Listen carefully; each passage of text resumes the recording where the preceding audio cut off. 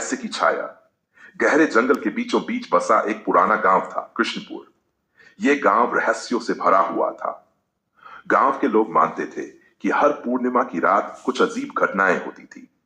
कुछ का कहना था कि जंगल से अजीबोगरीब आवाजें आती थीं, तो कुछ का मानना था कि कोई अदृश्य शक्ति गांव के लोगों पर नजर रखती थी।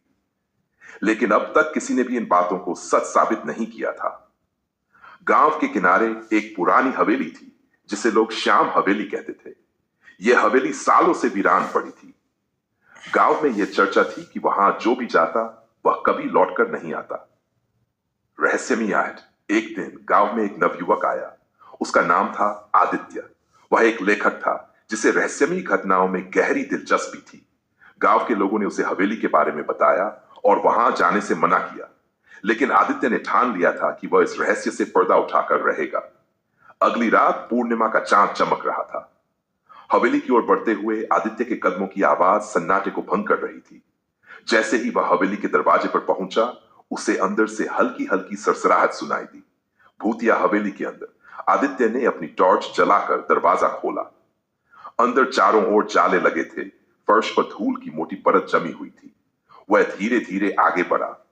अचानक उसे लगा कि उसके पीछे कोई है। उसने मुड़कर देखा, लेकिन वहां कोई नहीं था। आगे बढ़ते हुए उसने दीवारों पर पुराने चित्र देखे। उनमें एक चित्र पर उसकी नजरें टिक गई। उसमें एक परिवार था, एक आदमी, एक महिला और एक बच्ची। नीचे लिखा था, रायचंद परिवार नसीज। अचानक हवेली की खिड़कियां जोर से हिलने लगीं, जैसे कोई उन्हें धक्का दे रहा हो। आदित्य घबराया, लेकिन उसने खुद को संभाला और आगे बढ़ा। चलते चलते वह हवेली के सबसे पिछले कमरे में पहुंचा। वहां एक पुराना लकड़ी का दरवाजा था जो अधखुला था। अंदर जाने पर उसे एक सीढ़ी दिखाई दी जो तहखाने की ओर जा रही थी। उसने टॉर्च जलाकर नीचे झांका और धीरे धीरे नीचे उतरने लगा। तहखाने में खूब अंधेरा था। तभी उसकी टॉर्च एक लकड़ी के पुराने संदूक पर पड़ी। उसने कांपते हाथों से उसे खोला। जैसे ही उसने ढक्कन हटाया, उसकी आंखें फटी की फटी रह गई। संदूक में कई पुराने दस्तावेज थे, जिनमें लिखा था कि रायचंद परिवार के लोग हवेली में ही दफन हैं। उन्हें गांव के लोगों ने जिंदा दीवार में चुनवा दिया था, क्योंकि उन्होंने किसी अनजान शक्ति के रहस्य को जान लिया था।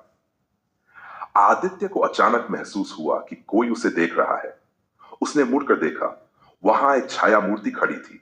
उसकी आंखें चमक रही थीं और उसकी आवाज गूंज रही थी, सालों बाद कोई यहां आया है। डर के बावजूद आदित्य ने हिम्मत दिखाई और पूछा, तुम कौन हो? आवाज आई, हम वही हैं जिन्हें इस हवेली में हमेशा के लिए दफना दिया गया था। हमें न्याय चाहिए। आदित्य भागते हुए गांव पहुंचा और गांव के बुजुर्गों को यह बात बताई। पहले तो किसी ने उस पर विश्वास नहीं किया, लेकिन जब तहखाने में मौजूद दस्तावेजों को देखा गया, तब सच्चाई सामने आई। गांव वालों ने उन आत्माओं की शांति के लिए पूजा करवाई। इसके बाद हवेली में कोई अजीब घटना नहीं हुई, लेकिन गांव में आदित्य की बहादुरी की कहानी हमेशा सुनाई जाती रही।